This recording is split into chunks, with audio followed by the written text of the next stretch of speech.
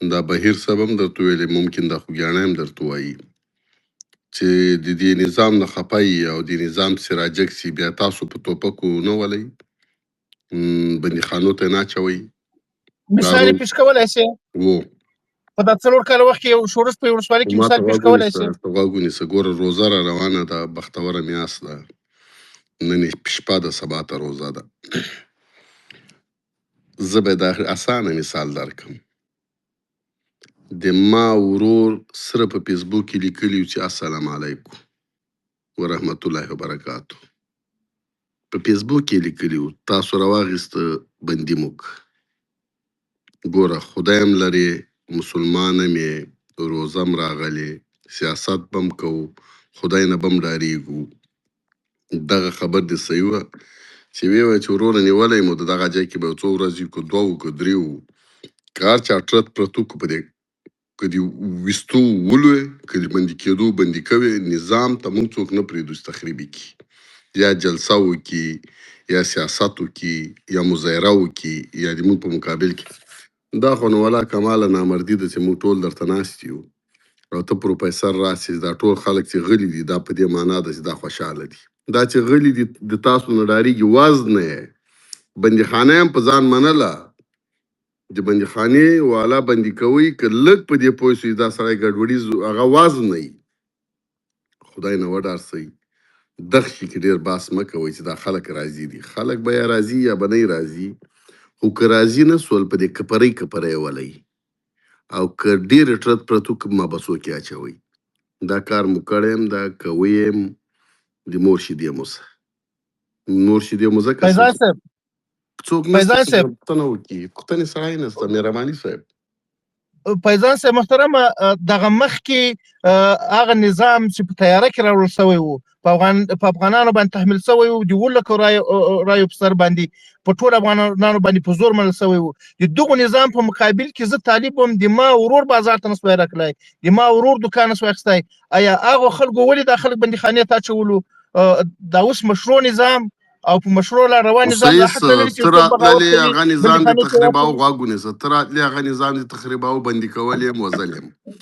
دوی چې راجګېږي تا د نظام په مقابل کې چې ودرېږي، یا مې وزن یا مې بندي کوې.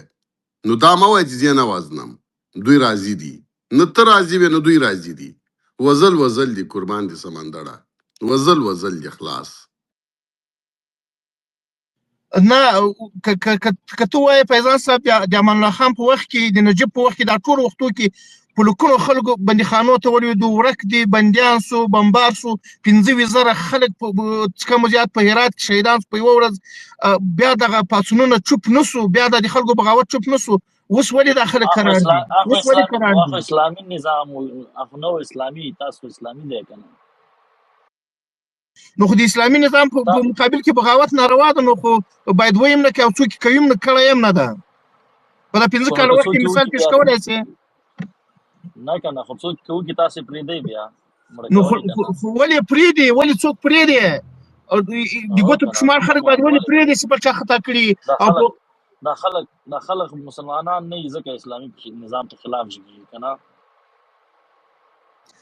خوږیاڼی صاحب، زه درته وایم دا په دې 15 کاله کې مثال پیش کولی شي یو کلي بغاوت کړی، 15 کسه په ټوله بغاوت کړی. فیضان صاحب درته ویلې ویل د ما فیضان صاحب درته ویلې وایي د ما ورور په فیسبوک کې السلام علیکم لیکلي وو. آفرین. خو داسې خو یو څو کسان کې سیران به څوک خطا کړي، د هغوی د اصلاح دپاره چې د هغه د ملي ګټو د ملي منافعو خلاف وي، د هغوی دپاره کومه لاره راښیي؟ دغه د مونږه ولس چې دی 50 میلیونه ولس دی، دا د مونږه ولس د تاسو نه چې دی کار غواړي، مکتب غواړي. تاسو ولس ته ولې دا چېرته مکتب بنده؟ وښیه یو مکتب چېرته بنده؟ مکتب چیرې بنده؟ نه ده بنده. وښیه یو مکتب، وښیه چېرته بنده؟ یسه بنده ده، ابتدایي بنده چېرته بنده ده؟ دا خلک وایي مکتبونه باندې ولاړ دي. ګوره په اوس امارت کې به زه ویډیوګانې در ولېږم چې مکتبونه جوړ شوي، لیسې جوړ شوي، ابتدایي جوړې شوي دي، او د پوهنتونونو دپاره ودانۍ جوړې شوي، هتۍ جوړې شوي دي. چېرته بنده؟ اوس دا فیضان صاحب وایي زه غواړم دغه امیر المؤمنین خو به هم سپین ږیری یو وخت خو به یې معلوم وي که چېرته دا هغه شولو مړ شولو او زه غواړم امیرالمؤمنین شم، نو زه به څنګه امیرالمؤمنین کېږم؟ دا فیضان صاحب وایي ګوره د ښکلې زیړه لنګۍ تړلې مشر سړی دی، ښه په دیني علم هم کړی، دنیایي هم کړی دی، لمونځونه روژې هم کوي، دا وایي زه امیرالمؤمنین کېږم. دی به څنګه امیرالمؤمنین شي بعد د ملا صاحب رحمت الله اخندزاده حفظه الله نه؟ څونه بحث بلې خواته بیا ستړي یاست او که زه دا خپله خبره خبره وکړم چې خړې بیا د کوونکي غندړه دا بحث ولاکه زه هم وخت لرم، دا بحث ډېر ماشومانه ده. خبره ما مخکې آفرین هغه څه به تا ته ماشومانه ښکاري چې ته عجزه شې له دلیله. ته هوښیار سړی یې، ناحقه دلیلونه نه وایې، بابولال نه وایې، نو مقابل کې څه نه لري نه، بل څه باندې ما ته قناعت نه شې راکولی. ماشومانه ځکه ده تا ته. غوږ ونیسه، اوس قناعت در کوم په دوو ملټو کې قناعت در کوم.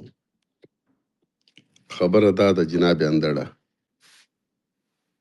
نوش جان شیر مادرت، مزې کوه دي زورور اوبه په پیچو مې خیسي، زورور یې زورور وې زورور به یې. البته د موږ په مقابل کې د یو بل چا په مقابل کې کمزوری وې کمزوری یې او کمزوری به یې.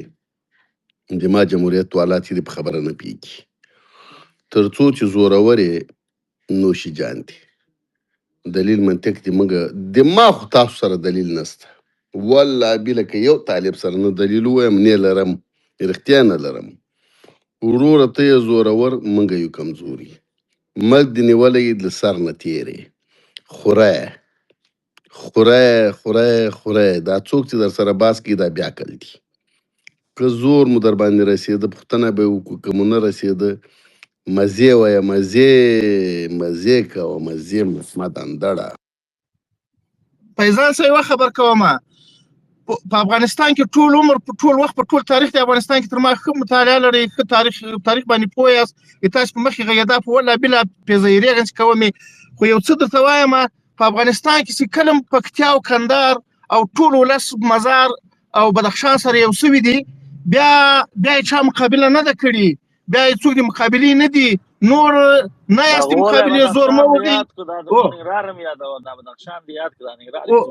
ننګرهار ټول درته یادومه چې دا کلم سره یو سوي دي. مخکې ویلې ویلې پکتیا او کندهار او بیا پکې مشرقي وخوړل، مقصد ویژنه بله پې نه دي فهمي چېرته. خو دا مې درته چې پکتیا او کندهار او بدخشان ننګرهار مابین کې راځي، ننګرهار دا سره یو سوي دي، چا یې مقابله نه ده کړې، اوس سره یو دي، په یو امر ولاړ دي. والله کې په دې خبرو تخریب کوي، والله کې دغه لارې، والله کې لار لري، والله کې نه شرعا لار لري، نه پښتني نه اروپا، یو رقم هم نه لري. بغیر له دې چې راسئ کار وکړئ، همدغه وخت داسې باید پرمختګ وکړو. په دې خبرو په دې سپیڅو باندې هېڅ هم نه کوي، هېڅ هم پالتو مازغه خرابوي، او که هسې کار نه لرئ نو خوا در ساعت هم تېر ده، کله موږ هم درځو. اجازه یې اندړ صاحب سره زما یو نظریاتي مخالفت غواړم چې واضح یې کړم. دواړه د اوس هم خلک یو او انشاءالله مسله ده چې دا اول خو د ګروپ کې ټولو حاضرینو السلام علیکم ورحمت الله وبرکاته.